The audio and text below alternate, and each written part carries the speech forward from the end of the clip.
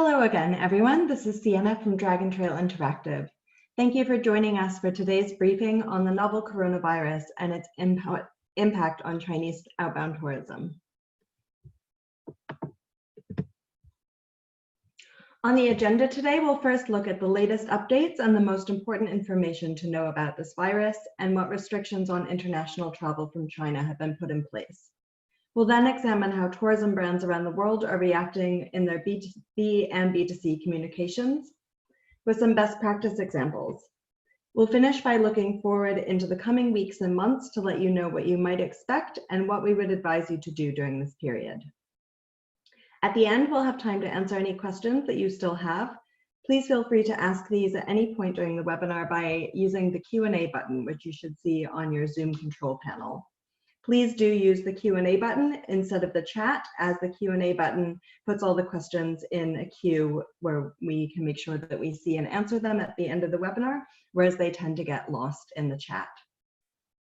We will be sharing a PDF of today's presentation slides, as well as a link to a recording of the webinar with all attendees tomorrow. Presenting today will be myself, Sienna Peroulis-Cook, and Roy Graff. We are both based in Dragon Trail Interactive's London office. Roy is our Managing Director for Europe, the Middle East, and Africa, and he has 24 years of experience working in the Chinese outbound tourism business. During the 2003 SARS outbreak, he was GTA's China Director for FIT and e-commerce, so he also has specific experience in this kind of scenario.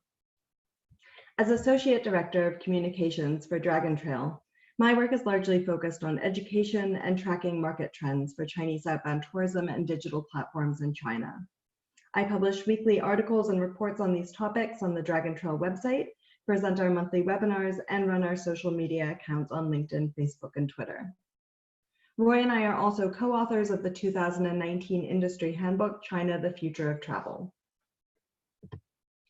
For those of you who don't know Dragon Trail Interactive, we are a digital marketing agency that's focused entirely on outbound travel from China. So we're very specialized in this area. We help our clients with consumer marketing to reach Chinese travelers online, such as with Chinese websites and social media. And we also help clients to connect with and provide online training to our database of more than 42,000 Chinese travel agents. The company was founded in 2009 and is headquartered in Beijing, with offices in Shanghai and Xi'an, as well as international offices in London and in Lexington, Kentucky in the US. We work with more than 80 clients on 6 continents, including destinations, airlines, hotels, attractions, and more. While Roy and I are both in the UK, most of Dragon Trail's employees are in China. Everyone there is currently working from home, as is most of the Chinese workforce, and staying at home as much as possible. Especially thanks to the digital nature of our work, we are well connected and able to provide services as usual during this time. So let's take a look at the situation that's unfolded over the past 2 weeks in China and how it's impacting international travel. One important fact to keep in mind before we begin is that the National Chinese New Year holiday started on the 24th of January. And this is one of the peak times of year for both Chinese domestic and outbound travel, which certainly adds to the complexity and impacts of the situation. As of today, there are 24,642 confirmed cases of coronavirus around the world in China and 27 other countries and territories. There have so far been 493 deaths, and the mortality rate has held steady between around 2.2% and 2% over the past 10 days. Important to note as well is that more than 1,000 patients have now made a full recovery. The number of infections is much higher than SARS already, but the mortality rate of the illness is much lower. To add some more perspective, according to the US Center for Disease Control and Prevention, there have already been around 10,000 deaths from the seasonal flu in the US this winter. The novel coronavirus originated from the Chinese city of Wuhan, which is located in the center of the country and home to 11 million people. Wuhan is located in Hubei province, which is not one of China's leading source markets for outbound tourism. although it does account for 2 to 5% of outbound trips, according to the World Tourism Cities Federation. There has been a total travel ban from and to Wuhan and 15 other cities in Hubei since the 23rd of January, so before the national holiday period started. Even before then, news of the virus was being reported, and many Chinese tour operators were actively contacting their clients in Wuhan to offer full refunds and cancel upcoming travel. Since then, most Chinese people, especially in the big cities where tourism is coming from, have put themselves in semi-quarantine, only going out for necessities and taking lots of precautionary measures, such as wearing masks and frequent hand washing. Long-distance travel within China has also been restricted, with long-distance bus stations in both Shanghai and Beijing currently closed. Just before Chinese New Year's Eve, on the 24th of January, China's Ministry of Culture and Tourism stopped the sale and operation of all group and package travel throughout the country. Outbound group and package travel was banned from Monday, the 27th of January. According to the China Tourism Academy, 55% of Chinese outbound tourism is still group travel, and the restrictions also cover any packages for FITs, such as a flight and hotel purchased together. While Chinese New Year outbound travel tends to peak just before the holiday, these restrictions have major impacts on the number of Chinese leaving the country and on the Chinese and international travel trade. As infections and anxieties rose last week, many destinations around the world decided to try to contain the virus further by suspending all flights or by refusing entry to all foreign nationals who have been in China in the past 14 days. These include major destination markets such as Singapore, the Philippines, Vietnam, the US, and Australia. International flights to and from China have diminished too for a number of reasons. Many airlines first started to reduce the number of flights or cities served in China due to shrinking demand. Then others suspended flights for safety reasons, and others, such as carriers in Israel, for example, because the country is not allowing any air traffic to or from China. It's been reported that 10,000 flights were already canceled before the end of January. So that should get you up to date on the situation. Now let's look at how tourism brands are addressing it. We've seen a lot of crises in Chinese marketing in the past few years. To give a few examples, Marriott had their website blocked for referring to Taiwan, Hong Kong, and Tibet as separate countries. Dolce & Gabbana made a vulgar ad that sparked a boycott and an exodus of their celebrity spokespeople. Canada and the US have been dealing with political issues. And some Chinese tourists showed up a day early to their hostel in Sweden in 2018, and that resulted in a diplomatic standoff.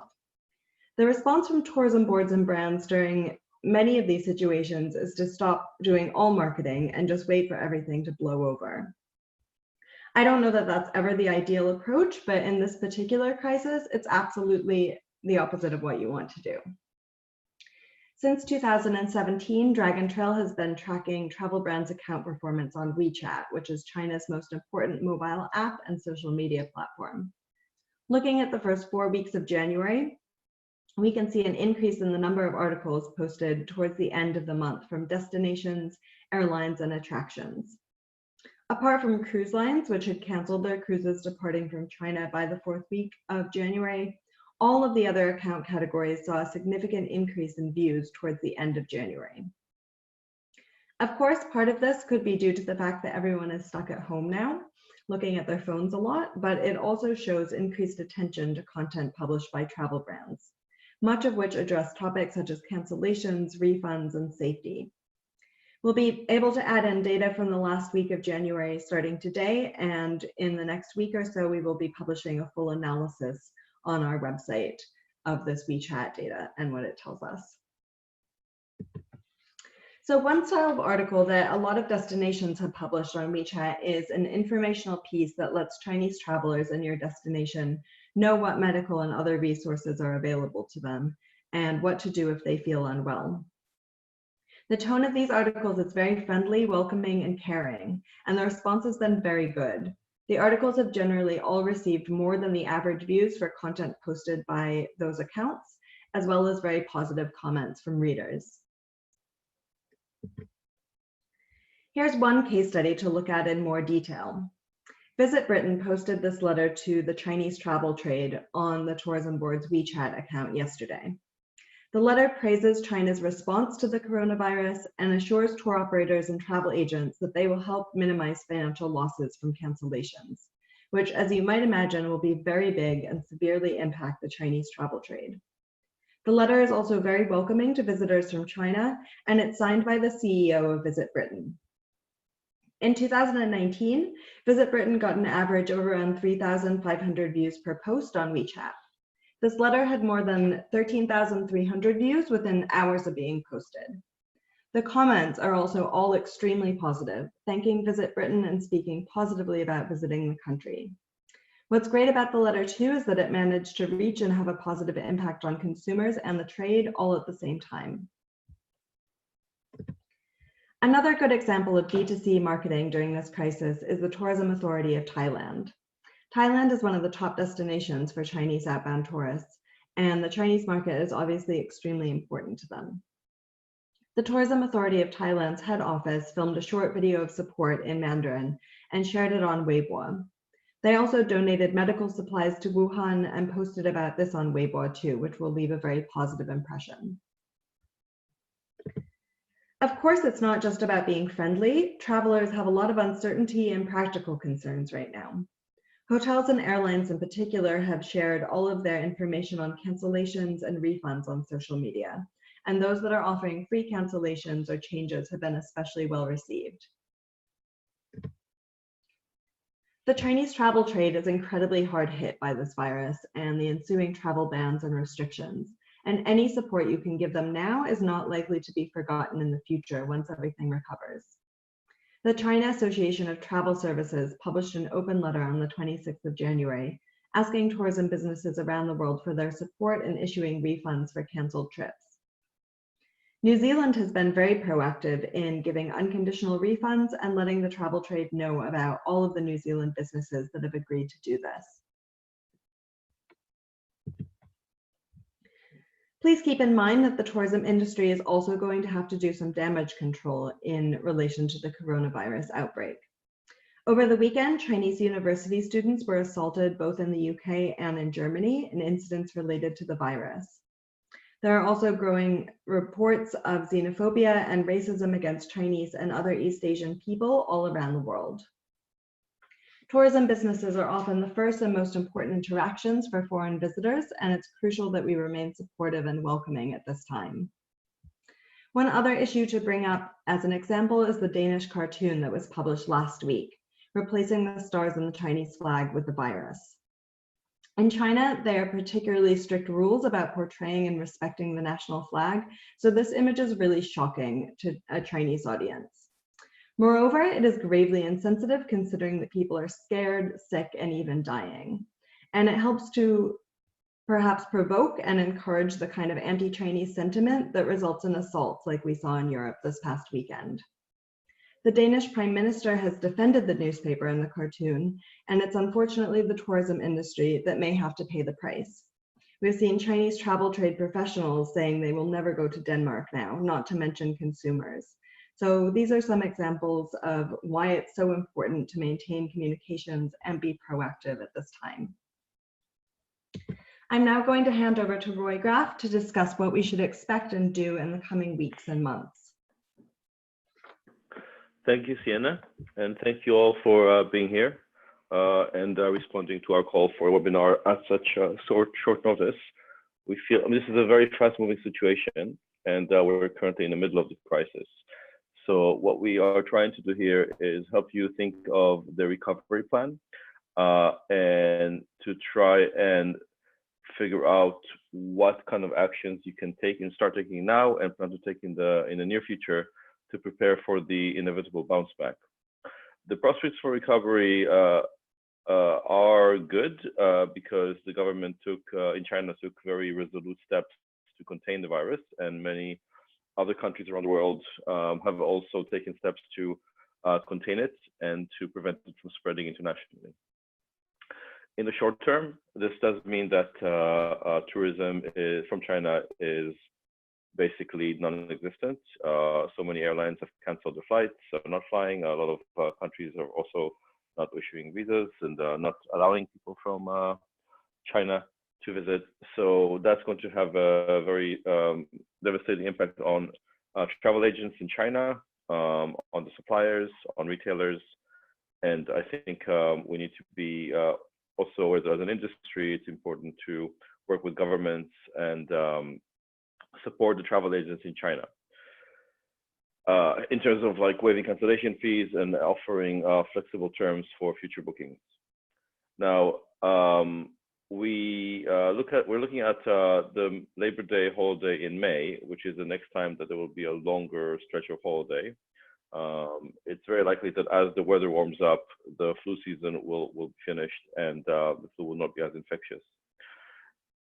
Failing that, the peak season for travel is going to be the summer, and when the schools are on vacation and families travel, and there was a lot of pent-up demand from people that couldn't travel during Chinese New Year because of the coronavirus, and they will probably change their plans and choose to go over the summer. We're going to probably see some government incentives, maybe extended holidays, paid holidays to let that happen because people would want to travel. So we're quite optimistic about the bounce back. And I guess the question now is, what can you do to prepare for that and to make sure that you gain from the rebound? Now, when we think about what the rebound might be, it's useful to look back at some past similar crises. The closer one to resemble this is SARS in 2003. Although I want to point out that that was a very different world. The industry was much smaller. The outbound market was much smaller. And there wasn't this huge usage of social media. So information didn't pass on so much. There wasn't as much hysteria that comes with social media, unfortunately. One of the most dangerous things right now, beyond the immediate effects of the virus, is the panic and hysteria around that, as Sienna was mentioning. And I think for us as industry, it's really important to address that and to not follow that kind of hysteria of avoiding any contact with anybody who is Chinese or is Asian, of calling out racism when it comes out. So I definitely urge everybody to cooperate and think about that. Now, when I was working in China in 2003 and SARS hit, similar things happened. Basically, a lot of places, a lot of flights were canceled. People had to go into quarantine if they arrived in a different country from China. There were temperature checks at all airports and train stations. But once that was contained, the bounce back came very quickly, and outbound travel still grew overall of 22% into 2003. So it was a very short-term dip. For example, according to the UNWTO, arrivals from China to Hong Kong, arrivals to Hong Kong dropped because of SARS by 2.3 million between April and July. But after lifting the travel advisory, Hong Kong had a major recovery in the last 2 quarters. And similarly, Japan arrivals were down, but then it picked back up. Overall, for China, for the China outbound market, the growth continued to where we expected it overall in 2004. And basically, all the projections of the WTO for the total market stayed the same as they were before. It didn't actually hurt the overall projections.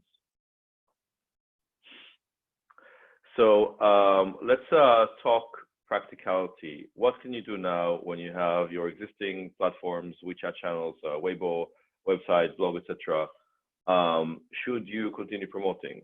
So our advice is to stop and suspend any media buy and campaigns and activities that are focusing on attracting tourism right now. Content that talks about coming over and how beautiful is our location or our services, all of that won't really work at the moment.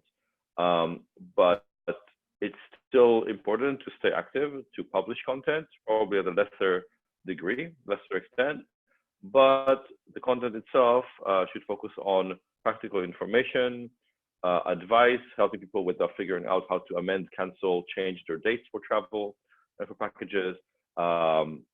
Also focusing on educational and helping with planning of trips for the summer, for example, and offering more information about culture and lifestyle, not so much on tourism at the moment. And I think that beyond that, as Sienna mentioned before in the case studies, messages of support, messages where highlighting any kind of support and help that your country or destination is offering China is going to be highly appreciated. And the work that you can do now beyond that would really focus on the trade, on supporting the trade and working with them to prepare for the bounce back. Now, I just want to emphasize that we're not saying what we're proposing right now is a recovery plan. We don't know when the recovery will actually start, but there are certain elements of it that you can already start preparing now, and some that will obviously be time sensitive depending on when the crisis is under control.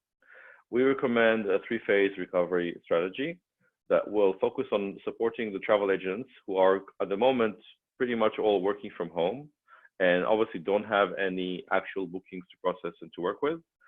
So they are available to engage with for training, for education, for incentivizing, and they will appreciate any kind of help you're giving them now. So part of that would be to start using our own WeChat platform called CTA, CTA Live, and basically helping them prepare for the uptick and the bounce back as it comes. And over the next few slides, I'll explain what that means and how you might be able to use these platforms to stay relevant and present with the travel trade and prepare to service them when they're ready. The first phase is training and education for the travel trade using the CTA Live WeChat platform, which is based on the WeChat mini program. You can basically create content that will be delivered as a live presentation with a Chinese speaker. It can contain videos, it can contain presentations, pictures, images, and text. And all the agents are live watching it and can also interact and send questions. So this could be a lively Q&A session following the presentation. This presentation is being recorded and can be played back from your WeChat account or from our CTA platform for the agents who haven't been able to be on the live session. So it's very easy to use. It's very quick to use. You can deliver it just with a mobile. And the agents can basically access it just with mobile phone as well as on a PC. And it helps with developing the business because the Q&A can lead to follow-up engagement. You will also be able to get all the data that we collect on the visitors and the people who, and on the audience for your sessions. In phase 2, we recommend that you think of what would replace the inevitable cancellations of physical roadshows and conferences and workshops that were scheduled to be held in China. So we already know that quite a few of the exhibitions and conferences of tourism planned for China in the next few months are going to be suspended or delayed, and a lot of roadshows are going to be canceled. So what's the alternative? We have an online workshop platform, also utilizing WeChat as an access for the travel agents. And it's basically geared towards destinations and suppliers, including hotels, including DMCs, car rental companies, airlines, attractions, museums, anybody who's offering hospitality, as well as tourism retailers. And you can run a ongoing virtual roadshow, an online roadshow, for a period of 3 months, inviting travel agents to engage with you, view product introductions, join matchmaking sessions with one-to-one meetings online, network with them, and collect all the data about these agents because they can basically visit your page and leave you a calling card with all their data, so you can follow up. Now, this is something that we normally work directly with tourism boards, national tourism boards, and regional tourism boards, who then work basically group together their suppliers to engage directly with the travel trade, just like a roadshow would work. We want to encourage more destinations to do that and collect the suppliers in their area, but also consortium of different suppliers or international companies can also take advantage of this. So this is something that you can start planning and then launch as soon as the recovery actually starts.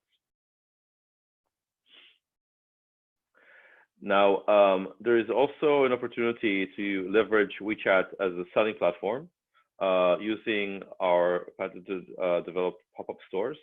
These are basically going to work in conjunction, cooperation with retailers, with travel retailers in China, selling packages to your destination or selling your services. And the way that works is we cooperate with you and with your suppliers, as well as with the retailers in China, to offer time-sensitive, so time-limited special sales for the travel services and packages. There are benefits in terms of obviously the Chinese not having to go to a travel agent, and obviously still many of the travel agencies are going to be closed for a while. And you can offer incentives, and it creates a buzz around it. Also, we can leverage opinion leaders, KOLs, to promote these pop-up stores to their followers. So that would be the third stage of the recovery promotion plan. Now, we have continually updated information on our website, dragontrail.com. There's a special blog post there that's linked from the homepage that will give you the latest information that we have about what's going on around the world and in China. But if you want to use this time to dig deeper and learn more about the Chinese tourism industry, we recommend the book that Sienna mentioned earlier, China, the Future of Travel, which is available to download for free as an ebook from chinafutureoftravel.com. And our website also has additional videos and educational information, which help gain additional deep insights about the Chinese travel industry.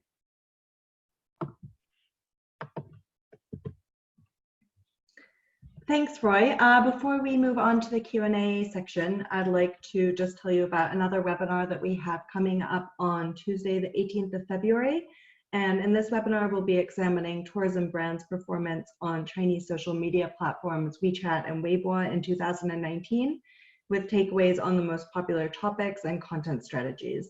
You can find more information on that and register on the event section of our website, or through the link that you can see here, which will be shared with you along with the rest of the presentation slides tomorrow. So thank you very much to all of you for joining us today, and we hope to see you at a future Dragon Trail webinar. You can always contact us directly with questions using the contact information on your screen now if you want, but we will open up for Q&A now. And before I get started with the Q&A, I will also launch a poll, and if before you leave today, you could answer the questions there. It should only take a minute. That would be very helpful to us. So thank you very much.